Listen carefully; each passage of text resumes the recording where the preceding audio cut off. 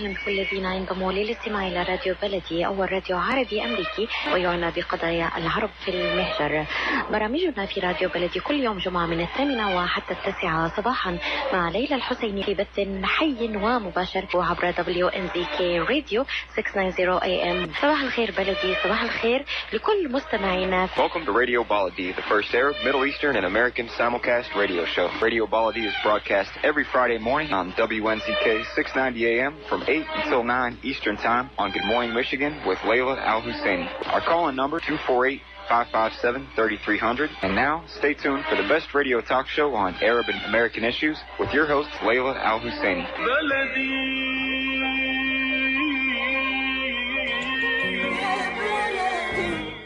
And good morning, Radio Baladi listeners. This is Adel Mozip welcoming you to the show. Today, it's sad to say this is the last episode of the candidate show. Hey, there might be something for the general elections. But welcome to the show. This is the 5th episode that we're holding as far as the candidates show, hosting local candidates who are running and for office in the city of Dearborn. And hopefully for the general, we will host other candidates running in other cities. But right now we're focusing on the city of Dearborn. And today I have with me in the studio candidates who are running for city council and a candidate who is running for city clerk. I have with me Miss Fayrouz Bazzi, who is running for city council in Dearborn, as well as Mr. Ken Paris. Good morning. Good morning. And I have also with me Mr. George Darany, who is a familiar face, running for city clerk now. Thank you. Welcome to the show. And hopefully Ziad will be joining us momentarily. Probably he's on his way, so I haven't heard from him. So hopefully he'll be here in the next few minutes or so. So welcome for the candidates, and if we can go around the room, just in 2 minutes, tell us more about yourself and why you're running for office in Dearborn. So we'll start with Mr. Darany there. Or actually, ladies first. We'll start with Fayrouz. Good morning. Good morning, everyone. Good morning, Dearborn. My name is Fayrouz Bazzi. I'm a 28-year resident here in Dearborn. I came here when I was 12 years old. I'm a product of Dearborn schools. So are my two boys. I have two wonderful boys, 11 and 13. They're also a product of Dearborn schools. I've been here all my life. This is my home, and I continue to stay here. And for that to happen, we need to improve Dearborn. And this is one of the main reasons why I am running for city council. There's many ways we can improve Dearborn, and throughout the community, as I met so many people here in the community, I realized how much influence the community has and the specific members have on the community, and I'm privileged to be part of that. And this is why I'm here. I'm here on the radio show, and thank you, Adel, for having us. Pleasure. Thank you. There's a lot of Dearborn is doing okay, but I think it's reached the status quo, and it's been doing that for quite some years, and I feel it needs fresh and new leadership and new ideas, and I believe I'm the candidate that can make that happen along with other candidates as well. And we need more transparency, more diversity. We need more unity in this community. And a lot more can be done. There's so much potential that this city has that I believe it's been overlooked in many ways. And I'm the candidate with the platform that has ideas and it has solutions that I want to put forth out there for the community. And I'm hoping that I get to listen to what others have to say. Thank you. Thank you. Fayrouz. Mr. Paris? Hi, good morning. My name is Ken Paris, and of course running for Dearborn City Council. I'm 61 years old, and I've lived in this city for over 50 years in both East and West Dearborn. And for many people out there knowing that I was a police officer involved in law enforcement for a long period of time. Dearborn Police, I served 27, almost 28 years, and retired at the rank of lieutenant. And I immediately went over to the University of Michigan Dearborn, where I was hired as a lieutenant in charge of operations for public safety, and was in fact eventually the first police officer on that campus that was ever hired, along with my sergeant, and served 12 years in that capacity. So I've got a lot of public safety background, as can be attested by what I was just saying. Have watched city council meetings for a number of years as it's on cable. And quite honestly, started getting involved in the last year and a half, 2 years, attending the majority of council meetings and the special sessions of council. In particular, that you really don't see anybody showing up at is the budget meetings. And it's very dry. It's a lot of facts and figures. I understand that, but I wanted to know a little bit more about the functionality of our city and what city council does. And one of the first issues that came up that really interested me, that I really knew nothing about, was the consolidation of dispatch project that is still ongoing here in Dearborn. So that interested me a lot, and a lot of the public safety aspects to that. And then I started getting involved in some of the other issues of public safety, whether it's the addition of Melvindale with the fire department, and of course the body cameras that the police department is going to eventually be wearing with all their officers. And I started talking to and sometimes even challenging department heads, police and fire chiefs, and even city council members themselves. So that's what brought me to the table, that are very interested in what's going on in our city and want to contribute again. Thank you, Mr. Parrish, and we have Mr. Abdulmalik joining us. So, Ziad, welcome to the show. Tell us more about yourself, why you're running, and we'll ask more questions later, but for right now we're just doing the 2-minute introduction. 2-minute introduction. Sure. Ziad Abdulmalik, resident of Dearborn for 30 years. Born and raised here in Dearborn. Grew up in the south end of Dearborn, where I moved out to the east end in the late 90s. Attended Dearborn Public Schools, K through 12, graduated from Fortson. Went on to college and attended college here in Dearborn. What made me run for city council was, over the years, viewing the issues that we have here in the city, attending city council meetings, watching city council meetings at home, especially when I never had the opportunity to attend in person. You realize that the city has some issues, whether they be big or small. Dearborn is a great city overall. I was really hoping that somebody would take the step forward and take a seat on the city council, and not be afraid to say what needs to be said, not necessarily try to stir the pot, so to say, and not be able to work with all 7 other council members, because it takes everybody to work together to be able to pass anything, even if you're right and they might be wrong, or vice versa. So with that being said, I felt that I had the leadership skills to be able to go in there, accept responsibility, be held accountable for everything that needs to be, when something is done, have the accountability there. And I'm not afraid to go in there and get my hands dirty. A lot of people, if you've paid attention to previous council meetings, when something controversial comes up, somebody might be absent, somebody doesn't show up. And, it's nice to have somebody from the younger generation of the city take a step forward, try to make an initiative to be a part of the city. Not saying that everybody in the city council is old, but change is nice. Having the younger generations involved is nice. Having a nice mix. They bring experience, we bring new ideas, and together we can come up with something new. And plus, the diversity. If I were to be elected into the city council, not that it should be the only reason that I'm elected, is, we'd have a better representation of what our city actually is on the city council, and that's something we also need to look at. So that's that's the reasons why I'm running for city council. Thank you. Thank you very much, Ziad. And we have with us now Mr. Darany, who is running for city clerk, and Mr. Darany has served us quite a few years on council and also House of Representatives in the state. So, Mr. Darany, introductions and why you're running for city clerk this time. Yes, thank you. It's a pleasure to be here this morning, and I appreciate the opportunity to talk about my candidacy in running for Dearborn City Clerk. As you have mentioned, I do have experience of 4 years on the Dearborn City Council and 6 years as a state legislator. And I think that's very important when we're considering hiring somebody. Actually, we're going to be electing a city clerk for the first time in 20 years in the city of Dearborn. And I don't think you want to leave that responsibility to somebody who's going to be doing on-the-job training. I think it's important to have experience in the legislature. I think it's important to have somebody that's worked with government in the past in order to go through all the daily operations of the city clerk's office and knowing a lot about the elections process as well. I do have the connections that I've made not only on the city side but on the county, on the state level, and also on the federal level. So I think that experience again is invaluable to a city clerk. I've also been a small business person. I've run my own real estate office and for the last 24 years.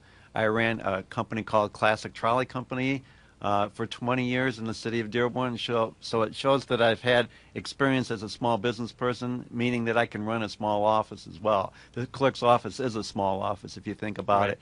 And so I've had experience working with employees. I've written training manuals on how to be efficient and to be customer friendly, and those kinds of things are very important for the workers of the city clerk's office. So I will pass along that information as a city clerk as well. There's a lot of other things that I've done in the community too. It's not just elected stuff. I've been on the Dearborn Rotary for the last 20 years, and I was Rotarian of the Year.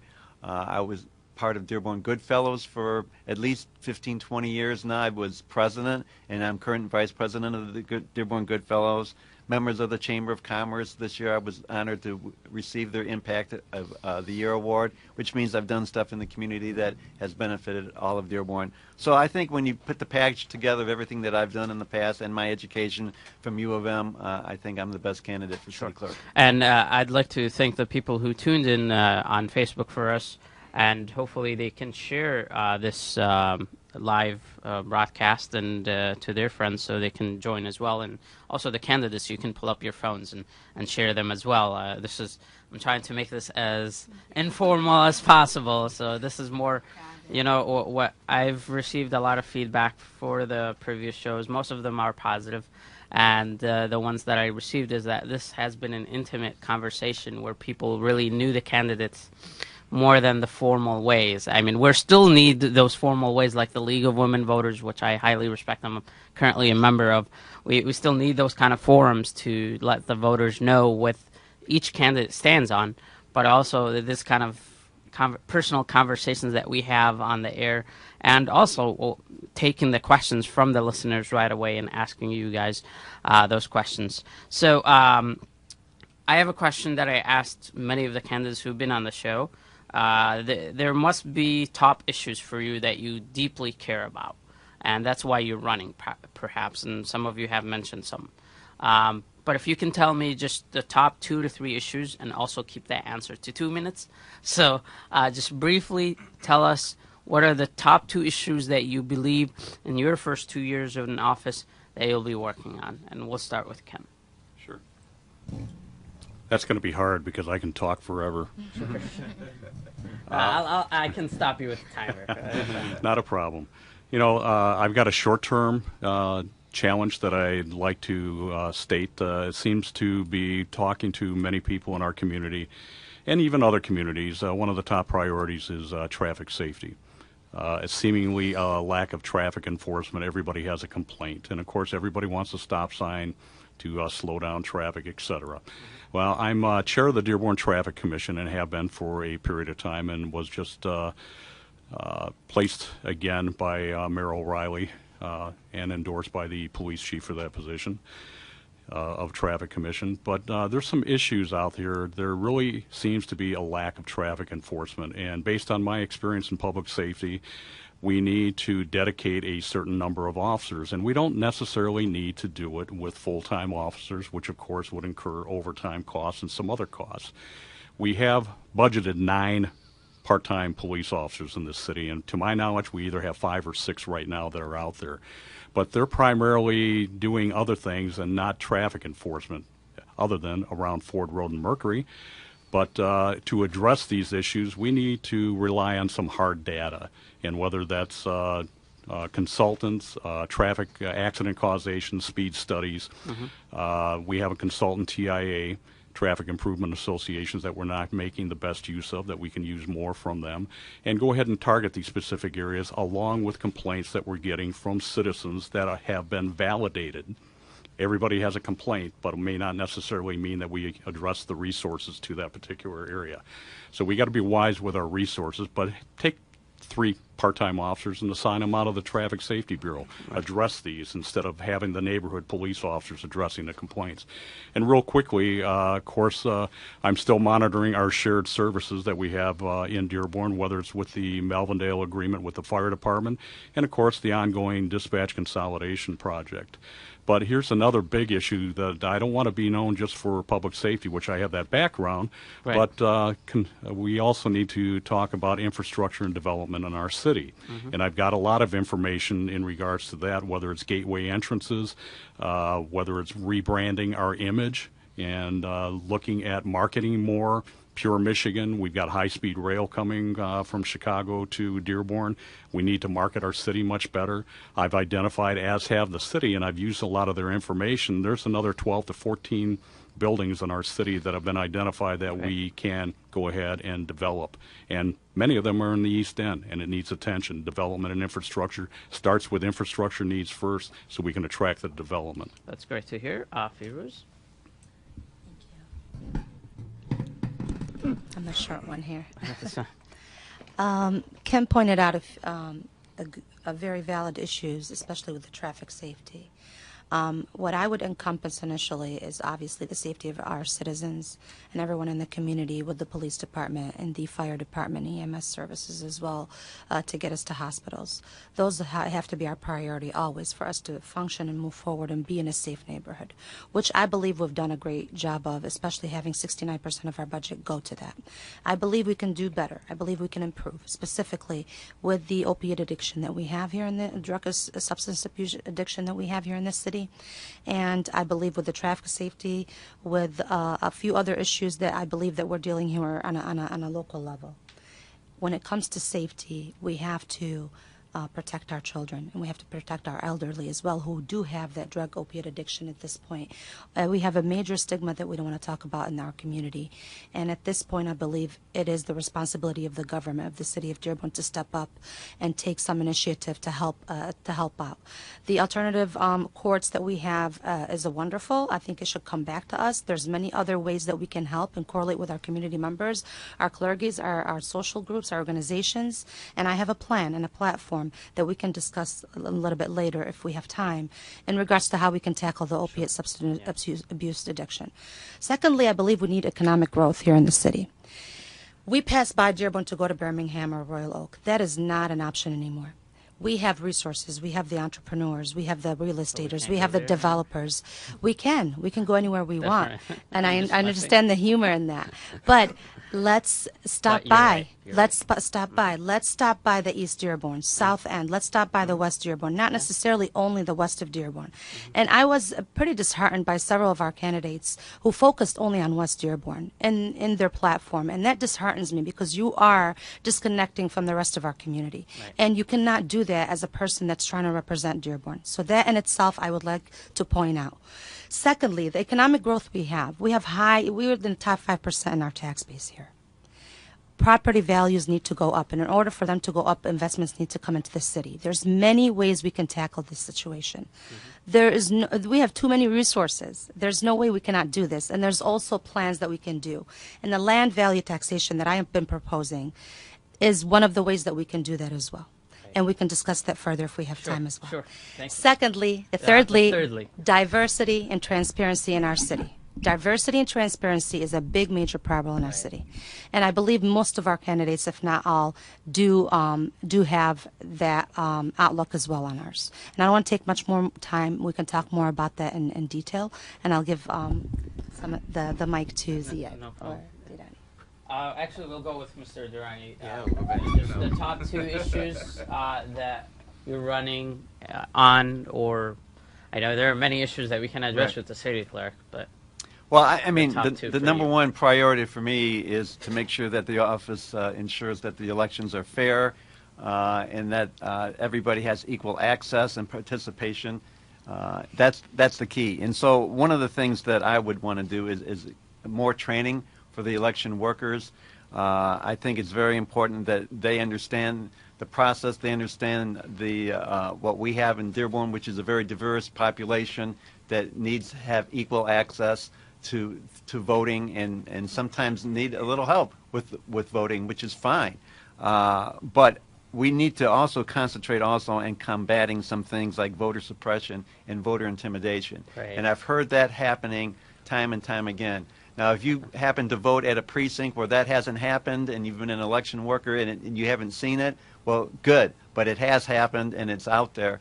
And so I want to make sure that wherever you're voting throughout the city, that does not happen. And then if it does, then the people that are committing those frauds, in my view, are punished by the full extent of the law. So, I mean, there's new voting machines that are out there, too. We're going to need training for those. Actually, this year, we will see new voting machines. So hopefully everybody that works for the elections department of the city clerk's office are well versed in that, because it's going to be a new process. The second thing that I would like to do is do more accessibility. I've talked about it. I think I was the first candidate that mentioned to keep the office hours open late one night for those that work 9 to 5. So if you're working 9 to 5, it's sometimes hard to get to the clerk's office to get a birth certificate, death certificate, whatever you need. So I want to keep the office open late for accessibility. And I will do my part in the accessibility part, too, by visiting schools and making sure that students know on all age groups how the process works for electing people to office and getting them interested at an early age on the importance of voting. Right. Oh, great.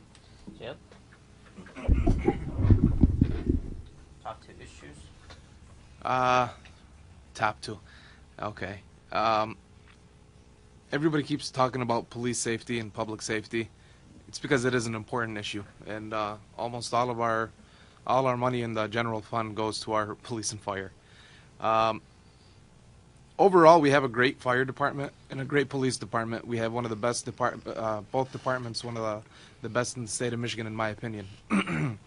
But what I like to work on is neighborhood policing. Excuse me. Neighborhood policing. I had my car broken into once on Wyoming. I had it broken into on Wisconsin, Reuter, on Colson. I had friends from those areas in the east side, the west side, south end, all over the city. And what I did manage to collect from everything that I was able to gather is that we don't have a strong police presence in the neighborhood. Now, when you're a criminal, or you're even thinking about committing a crime, you're driving down the neighborhood, you're looking at cars, all of a sudden you see a cop car. You come back another day, you see the cop car. Come back the third time. Maybe it's not such a good idea to come back to the neighborhood and try to break in. Right. You're going to wander off into another neighborhood, and guess what? You're still in Dearborn, you're going to see another cop car. Once that message is out there that we have police enforcement in the neighborhoods, it does work as a deterrence. Because if I was walking down the street and I seen a cop car and I did not belong in the neighborhood, I did not live in Dearborn, it's 3 in the morning and I'm looking to break into a car, I'm not going to be in Dearborn doing that. Now, I'm not saying that they need to be in the neighborhood and stopping suspicious persons. They just need to be looking for suspicious activity. And we need to distinguish from those two right there. Another thing that I would definitely like to work on is, you know, especially with this year's race, everybody's talking about lower your taxes. I've been seeing the hashtags online, some candidates and whatnot. What I want to try to do is something more realistic. Not necessarily go in there and lower taxes, but work on them from going up. Example, some kind of tax-based incentive. We have a lot of people in the city that do work in their homes without pulling permits, and it goes by unknown to the city, so their property taxes stay the same. So instead of losing all the kind of revenue gains that we can be receiving on those, why don't we allow the homeowner to have his addition, go pull the permits, property value will go up, and in return, we don't tax him on the new addition. Now, what happens is once he sells his house, if he sells his house, traditionally, whoever buys the home, he will assess the new tax value. So, whether he did it with the city or he didn't do it, if he did it without the city's knowledge, either way, when the new person walked in and they do the inspection, the new person, the new homeowner, will assess that new tax value. So we might as well allow them to pull permits, come in, have their inspections done. Homes will be safer, property values will go up. And then slowly but surely, as long as the economy keeps climbing the way it does, you know, you'll have your ups and downs. But as long as the economy keeps moving forward, home prices will rise in Dearborn, and in return there will be a greater tax revenue in the city. So that's something more realistic instead of coming in and saying, I'm going to lower your taxes. I don't know what program I'm going to cut. Great, great answers here. We will take our first commercial break, and when we come back, we're going to be answering the questions from the listeners and people who are following us on Facebook. So if you are following us, thank you very much. If you have any questions for the candidates, please post them to the page. I see Jeff Saleh and many others have asked questions. So we'll be back with those questions right after this commercial break. The Rama Relief Foundation provides humanitarian aid into areas inside of war-torn Syria, as well as aid to the refugees who have fled to the neighboring countries in the Middle East. The foundation offers food baskets, container shipment, mental health, education, soup kitchens, and more. Go to ramarelief.org or call 248-990-4247. Any donation amount made to Rama will go to sustaining many lives. Call now 248-990-4247. Are you going to start a restaurant or grocery store soon? Do you need floor plans and designs? Call Najee Abood at 734-744-9796. Do you want to buy kitchen and restaurant equipment at discount prices? Call Najee Abood now, 734-744-9796. New Concept Products and Design, the trademark of kitchen equipment. 5% discount on all purchases of $75,000 or more. New Concept Products and Design, new location, 31185 Schoolcraft in Livonia. Learn more at www.newconceptproducts.com. Call Najee Abood, 734-744-9796.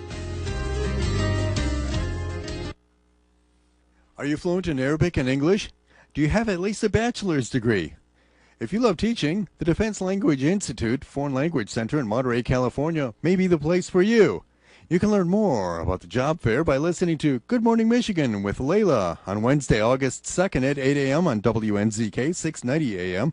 The job fair is located at 9301 Michigan Avenue in Detroit, Friday, August 4th from 2 to 7 p.m. and Saturday, August 5th from 10 a.m. to 5 p.m.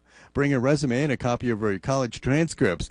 More information is available at www.dliflc.edu or call area code 831-242-7880. That's 831-242-7880. Ziad brand. Quality products from our family to yours. Ziad Brothers Importing offers the finest quality products, including brands like Sultan, Kraft, Nestle, Hook, Rico Picon, Donna, and many more. Ask your retailer to carry these fine products because you deserve the very best. For more information, visit our website at www.ziad.com. That's www.ziad.com. Ziad, quality products from our family to yours. Life for Relief and Development is a nonprofit charity that has been providing humanitarian aid and development to people and communities regardless of race, color, religion, or cultural background for over 22 years. When disaster occurs here or around the world, Life rushes to provide food, medical aid, and shelter to those in need. Life also has development projects that provide medical relief, water purification, educational programs, relief for orphans, and much more. Your help and support can greatly improve these efforts.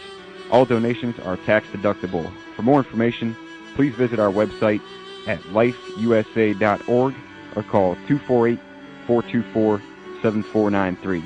That's lifeusa.org, 248-424-7493. Welcome back, Radio Baladi listeners. This is Adel Mozip welcoming you to the show, the Candidates Show, episode number 5.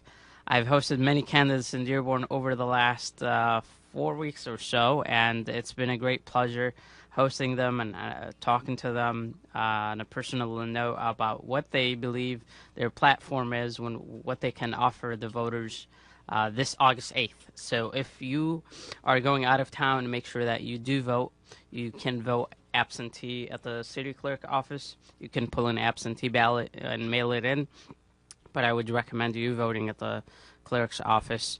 If you will be in Dearborn on election day, make sure you go and vote. You go to your precinct to find out where is your precinct, and to find out more about the candidates, you can go to the League of Women Voters Resource online, vote411.org, and find out more information there. Or obviously check out my podcast, obviously bit.ly/The Candidates Show.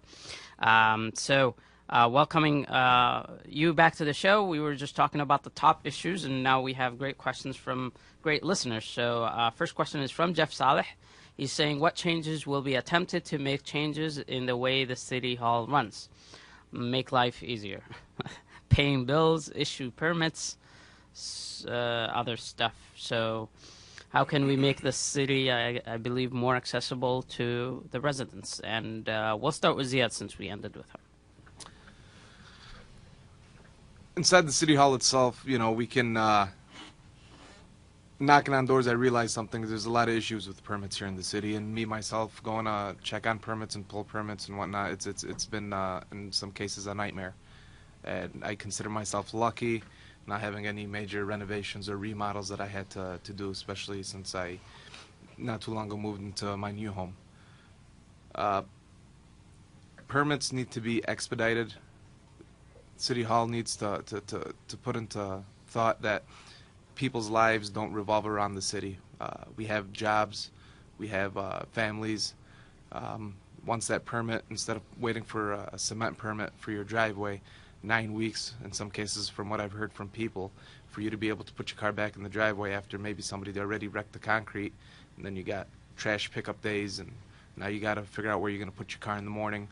A lot of contractors here in the city. We can have a lot of work coming into the city, but the problem is not a lot of contractors want to do work here in Dearborn. They're terrified when they hear, oh, City of Dearborn, no, we got to pull permits.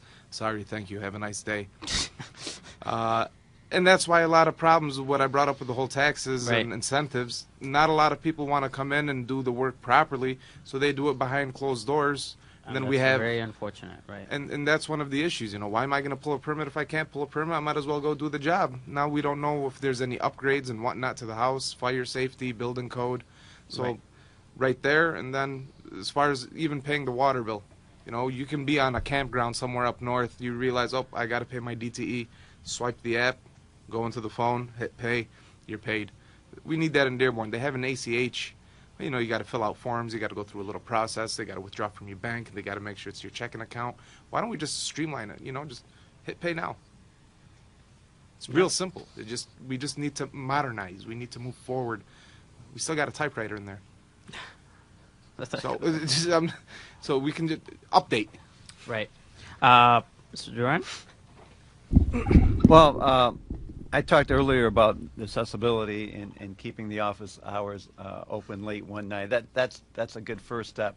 Transparency is another thing. I want to make sure that the city clerk's office is more social media savvy than it has been in the past. I think the clerk's office should have a Facebook page, and it should have access to people through the internet a lot more efficiently than it has been in the past. When I was on the city council, from 2007 to 2010, they didn't even have voicemail at that time, and it was really challenging for people to leave messages even in the city clerk's office. I think we've done a better job since I've left the city, but there's more we can do technology-wise to make sure that office is more connected.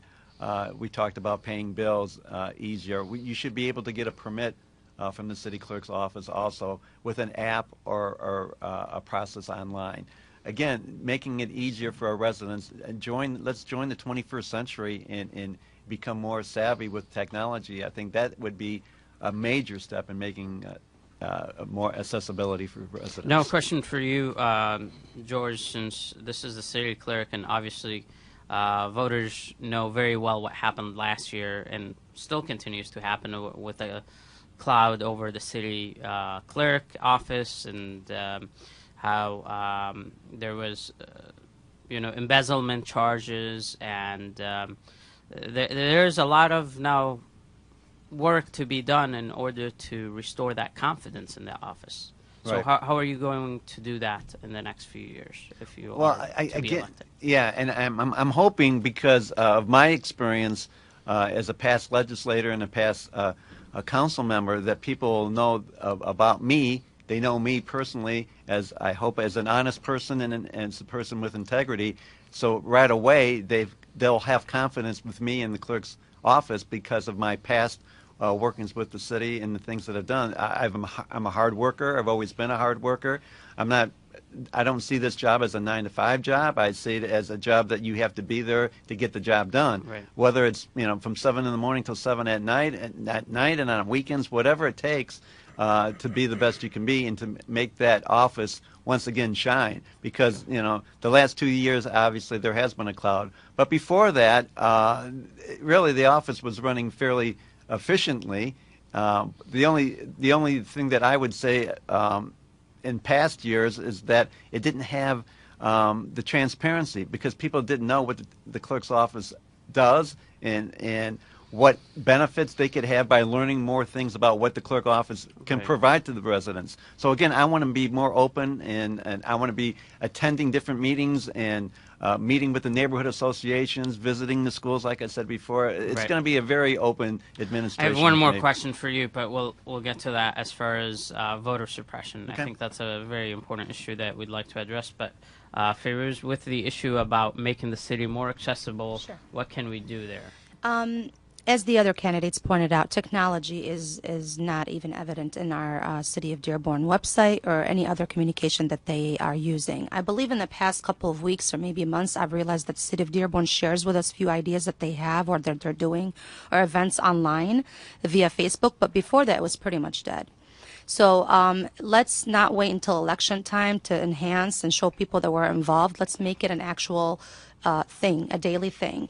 The website, we have thousands of people that will be more than happy to probably volunteer and enhance that website and make it technology savvy within our Dearborn community, of course, because we're only going to allow people from the Dearborn to do this for us. Secondly, as Mr. Darany pointed out, transparency on different levels. When we're talking about permits, as Mr. Ziad had pointed out, it's a cumbersome, burdensome process. I've talked to developers and real estaters. They tell me, Fayrouz, we're done with Dearborn. Yep. We go out to Oakland, to even Dearborn Heights, to neighboring cities, even Detroit, but we will not deal with Dearborn. That is something that we need to stop. Whether the current administration wants to admit it or not, they are halting the investment and any type of permit or city process. They are halting it with how they deal with it on the inside. We do not need to wait weeks for a small permit for a fence or for anything that has to do with home repair, let alone commercial. We need a liaison, as many of our neighbors' sittings have, that actually encourage and help and develop, not halt and burden the person that's walking into the city. There's many ways, and transparency needs to start from within. Let's have open meetings about contracting, about what's going on within the city. Let's not have those closed meetings anymore. That should not be allowed. Let's have those open meetings where we have the town hall meetings, not just telling people what we did, but what we actually want to do, and let's take the people's input. Let's take the people's input, specifically the people who want to invest in Dearborn. So they're not going out there. They're not alienated. This is something that's being done intentionally. It's not something that's being overlooked. This is an intentional process so we can control how the investments and how the contracts are being done here in Dearborn. And it's about time we stop that. People are noticing now. We are noticing what's going on within the city of Dearborn, and we are opening this up, and we want changes. Things have to change. Many other ways we can actually make things easier, just with how we process things in the city, and with the elected city clerk and the right people in the city council seat and our mayor. We will be able to make those changes easily in a very, very fast and efficiently. Thank you. Thank you, Fayrouz. Ken? Yes, several things have already been mentioned, but I'm going to add a few other things too. Sure. George ended up making mention about transparency, and that was an issue at some of the candidate forums also. You know, you go on the city website. I even had somebody ask me this morning or make mention that they didn't know how to address ordinances or how to get a copy of an ordinance. Well, it's on the far right. It's under quick links, and you click on this and you click on that, and you navigate here and you navigate there, and then you try to find out where the ordinance is. It's very difficult. It's puzzling, right, going through the city website. I know by using it quite often how to navigate it, but, you know, everybody else going on there maybe for the first time, it's very difficult. And nobody has time to really go into that, right? Right, and then, you know, the budget documents are there too. It's very, there's a lot of detailed information, and it takes quite a bit of time and effort to be able to do your research if that's what you want to do. But there's some other things that really haven't been expounded upon here. I know some information about what's called a 311 system, and some of us have discussed that here in the past. Matter of fact, it was back in April that I started talking about a 311 system. Why isn't the city doing that? Well, a 311 system is similar to what other folks have already made mention. It facilitates. It gives information out there, whether through applications or it's been used in other cities like Philadelphia. Even Detroit is using it to an extent, to be able to get people to the departments that they need and get answers to their questions. And it's a performance dashboard. It gives information back to the directors, gives information back to the mayor if he so desires, to find out what departments are doing, how they're answering their complaints, and how successful they are in addressing those complaints. I've got it on my website, a little bit more information. Matter of fact, Grand Rapids, look up Grand Rapids 311. I mean, it's been extremely successful. Other communities are doing it. Made mention, too, about Ann Arbor addresses a lot of citizen complaints, or at least facilitates people to be able to get the information and the help that they need. But here's another thing, too. I found it kind of coincidental. August 1st, the candidate show that you had here, that Mayor O'Reilly made mention about an ombudsman. Yep. And possibly having that by the end of the year, I believe. Mm-hmm. Yeah, well, yeah, the thing is, a while ago I made mention and had a lot of posts about an ombudsman or citizen advocate, and usually an ombudsman is right out of the mayor's office and reports to him, but it's not part of the mayor's administration. It could even be a part-time officer. But do we really need to pay another person to do that? Why don't we pay for the applications or the computer programming or a 311 program to go ahead and facilitate, you know, what we need? Yeah, I think that was a nice idea of the mayor, but it might have been too late. I mean, to be honest. Yeah, and here's another thing. You can utilize technology, and I've already discussed that in the previous show. Yeah. With little money, you invest in a technology solution that will give you a support system and will give you all that kind of data for support. So if somebody files a complaint, they will be able to get a URL to their email that says, your ticket has been logged. This is the status right now. And then whenever it's being assigned to somebody, it alerts them again. It tells them, hey, so-and-so is now assigned to your issue, and they're working on it.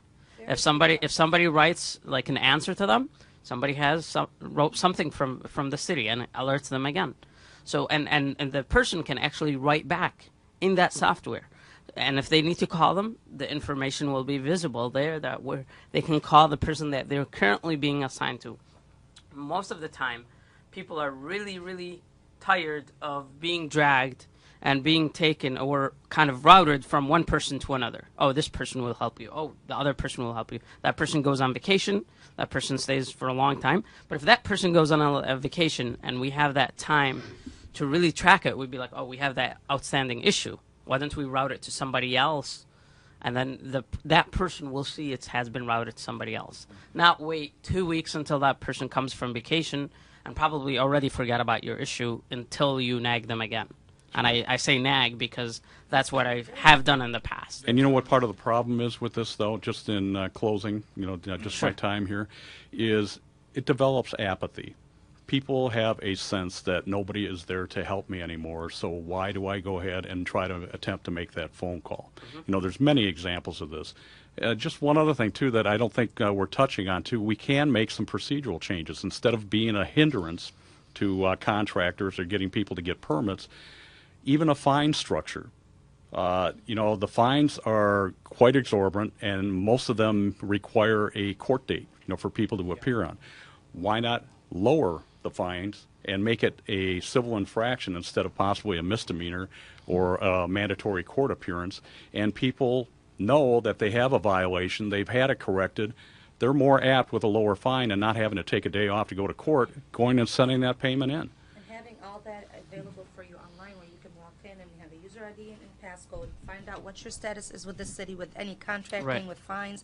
It is so easy, and it can make our lives so much easier, but that's not something that's being invested on. And I believe with the younger generation coming in and with the new ideas and leaderships, we can make that happen. Very easy, and we're not going to be taking any money out of the budget. Nonetheless, we're going to be taking money back into the budget. Right. Ziad, you had something to say. Yeah, if I could add, I wanted to touch on what you were bringing up about having somebody assigned to going over your issues and coming back to you. Everything starts off at least the way it is right now. I'm not saying it's going to be the way going forward. To even have somebody address you at the city hall, and even somebody's got to pick up the phone. That's one of the biggest problems. Somebody's got to pick up the phone. Right. That's where most of the problem lies. And then when you go over there, I'm not saying they're not working. I'm not sure what they're doing, and I'm not going to point fingers at them because I'm not in their situation. I'm not in their place. I don't know what kind of papers they have in front of them, what kind of lineup. So you go in there, and I generally don't see them. I've heard phones ring. I have seen phones not picked up. I don't know what the situation is, but I'm not going to point. But one of the biggest key problems is they don't pick up the phones. So for what you were bringing up, it'd be a great idea. Just pick up the phones, and I can see in the future that actually being an issue that can be solved. And touching on what Ken brought up with the 311, I never came up with it. I never even really looked into it, but until Ken brought it up, and it's a great idea. I wish I was behind it from the get-go. Take some credit on it. The one thing that needs clarification with that, though, we have good employees in the city. This is the common complaint is we're complaining about city employees that they're not doing this, not doing that. That isn't the point. We have good employees. Why not give them the resources and be able to facilitate them doing an exceptional job? That's what we need to do. Right. We will have to take a commercial break, and we'll come back. And I want to actually address quickly just there's a question there about the police being in the neighborhoods. So about having undercover cops too. What do you think of that idea? But I will also have I have a question about air quality that it's an issue that I deeply care about, and I always ask the candidates who appear on my show about what they think. And George, sorry for that. I know that doesn't really entirely apply to city clerk, but I do have the question about voter suppression for you. So we'll take a commercial break, and we'll be back. When it comes to reproductive medicine, IVF Michigan Fertility Centers are the recognized leaders. With locations in Bloomfield Hills and 5 other cities in Michigan and Ohio, IVF has experts in all aspects of the field. As a founding member of IVF Michigan Fertility Centers, Dr. Nicholas Shama is one of the leading reproductive endocrinologists in Michigan and Ohio. Dr. Shama has performed over 10,000 IVF cases and has helped thousands of couples fulfill their dreams of parenthood. American board certified in both obstetrics and gynecology and reproductive endocrinology and infertility, Dr. Nicholas Shama is a very caring, compassionate, expert physician that understands not only the medical but also the emotional toil of infertility on his patients. When it's time, get personalized care from Dr. Nicholas Shama at IVF Michigan Fertility Centers in Michigan and Ohio. Call toll-free 855-952-9600, 855-952-9600. When you're looking for the best in optical care, Dr. Imad Nakash is your doctor to see. With years of experience and thousands of successful procedures performed, you can trust your eyes to Dr. Imad Nakash. See Dr. Imad Nakash and his professional staff for your eye care needs. There's 2 locations to serve you. In Hazel Park, call 248-336-3937. 248-336-3937. In Rochester Hills, call 248-299-3937. That's 248-299-3937. Are you ready to go back to get that degree you've always wanted? Is there a young person in your life looking for the right college? Are you ready to transfer to a 4-year institution? Well, take a look at today's Marygrove College, a tradition of academic excellence right here, right now in the city of Detroit. Classes start September 5th. There's still time to apply for fall and get scholarships. Don't pass up this opportunity. Marygrove.edu. أهلا بكم في ماري جروف كوليدج. A car accident can change your life in an instant. As a result of a car accident, you may become unemployed. As a result of a car accident, you may need a lot of medical treatment. People think that insurance companies are on their side. Why? Because they're giving them one or two benefits. Are they giving them all the benefits they deserve? How would one know unless you consult with an attorney? Call the law offices of Joumana Kirouz at 248-557-3645. 248-557-3645. أسواق زمزم الواقع على 24065 أورشد لك في مدينة فارمington هيلز ترحب بالجالية العربية والكلدانية. تنزيلات كبيرة على عموم المواد الغذائية في يوم الأربعاء من كل أسبوع. لا تنسوا فريش كاري اوت، جميع انواع المعجنات، وايضا صواني الكامبو المشكله والصمون الحار. لحوم حلال الجاليه العربيه والاسلاميه الملحمه باداره قصاب الجاليه المعروف سلوان جربوع. زوروهم على 24065 اورشد لك في مدينه فارمington هيلز او اتصلوا بهم على 248-476-0300. اسواق زمزم للمذاق عنوان لجميع طلباتكم. اتصلوا على 248-476-0300. اسواق زمزم للمعامله الراقية وكرم الضيافة عنوان.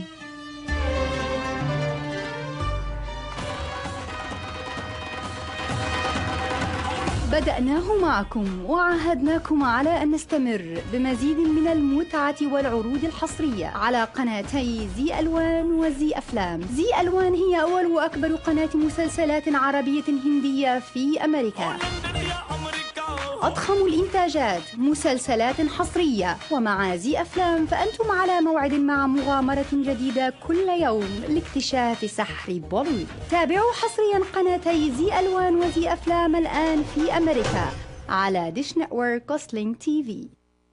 هل تتحدث العربية بطلاقة وتجيد اللهجة الشامية؟ هل تجيد اللغة الإنجليزية وتحمل شهادة جامعية على الأقل درجة البكالوريوس؟ هل تحب تدريس اللغة العربية والثقافة العربية؟ إذا كانت إجابتك بنعم فإن معهد الدفاع للغات بمدينة مونتري بولاية كاليفورنيا هو المكان المناسب لك. تابعونا في تغطية خاصة معكم أنا سامح الهادي يوم 2 أغسطس في تمام 8 صباحا على برنامج Good Morning Michigan على التردد 690 AM، وكذلك في تغطية خاصة يوم الخميس الموافق 3 أغسطس على تردد 102.3 FM سينا راديو في تمام 3 مساء في برنامج على الطريق مع ليلى وسامح. ستكونون في تغطية خاصة لفعاليات معرض الوظائف الذي يقيمه معهد الدفاع للغات يوم 4 أغسطس في تمام 2 وحتى 7 مساء، وال5 أغسطس من 10 صباحا حتى 5 مساء، والكائن في 9301 ميشيغان أفنيو ديترويت ميشيغان 48210 مكتب ميشيغان ووركس، برجاء إحضار السيرة الذاتية ونسخة عن الشهادة الجامعية. للمزيد من المعلومات الاتصال بالهاتف رقم 831-242-7880.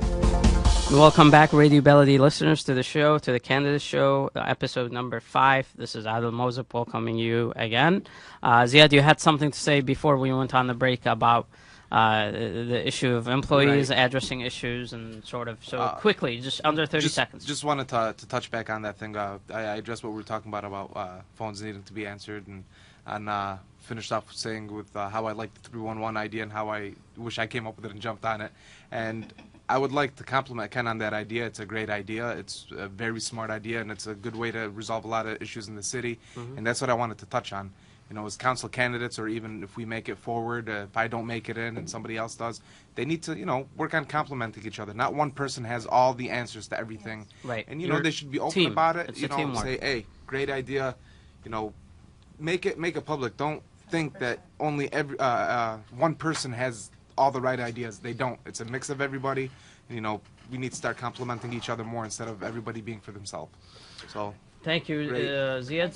George, questions about, you know, voter suppression. A lot of times you're intimidated to go to register to vote or even vote absentee or ask for a ballot. How are you going to make it more welcoming at the city clerk? And also, how are we going to get the young involved in the civic engagement process? Well, and we'll keep that under a minute. Under a minute. Okay. Sure. So, well, I've already talked about, you know, getting youth involved at an early age, and that's why I believe as a city clerk you need to go out to the schools and start in the middle schools and even before that in elementary schools, and just letting the kids know how important it is to vote and give them some good examples on how one vote really made a difference in people's lives.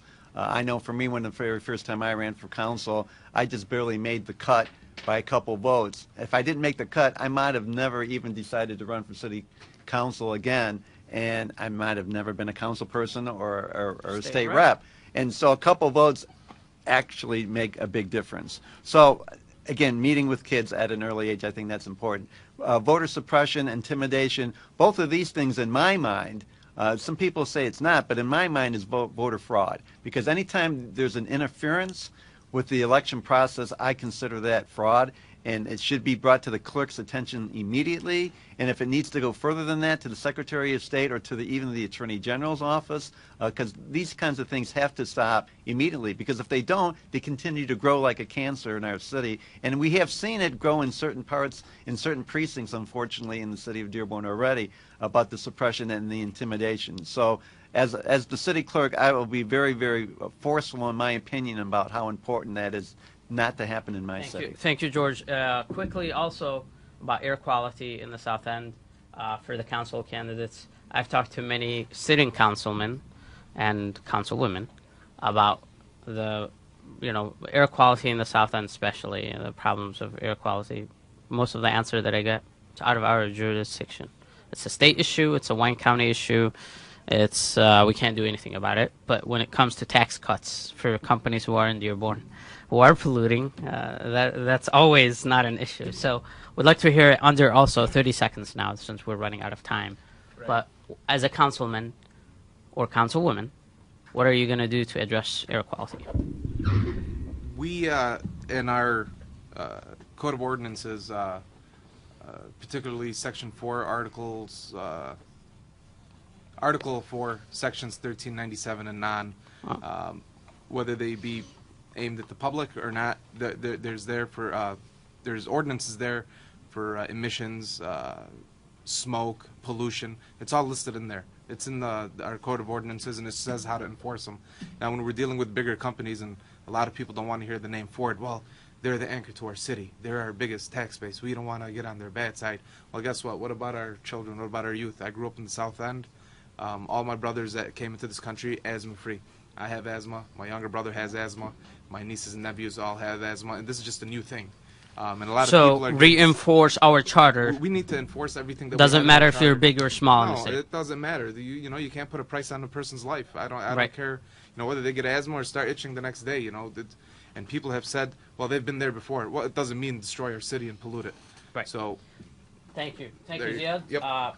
Quickly, Fayrouz, under 45 seconds. To add to what Ziad said, there could be a collective effort from the city of Dearborn by all candidates, by all city councilmen and women, plus the mayor, plus the city clerk, sending a message along with state reps and representatives that we have, and we have good relationships with them, and a stronger message and a big petition put out there to a federal level or to a state level to put pressure on them. Pressure needs to be put. We cannot no longer say, it's a state level, it's out of our hands, it's out of the Wayne County's hands. We can put pressure on them, and that's the only way that we're going to get maybe more taxations on these companies that are putting out these pollution. Yep. And secondly, we need to have prevention programs and education programs, and we need to have actually medical programs for our kids who are developing asthma and everything in the schools. We need to give them what they need, since we are the ones, or the responsibility lies on us. Thank you, Ken. Just under 30 seconds as well. I'll make this quick. I personally have gone down to the South End. I've attended meetings at Salina School, town hall meetings, community meetings. One back in May that addressing AK Steel was sponsoring that meeting. 14,000 air quality permit violations just several years ago, and they want to get it under a dozen now. Not saying that some of these corporations have done a good job. It's not just AK Steel, it's Marathon. There's other facilities down in the South End in particular, or East Dearborn generally. So there's things that we can do, but we need to have an acknowledgement and an awareness that it's a problem. It's not just a health care problem, which is very paramount.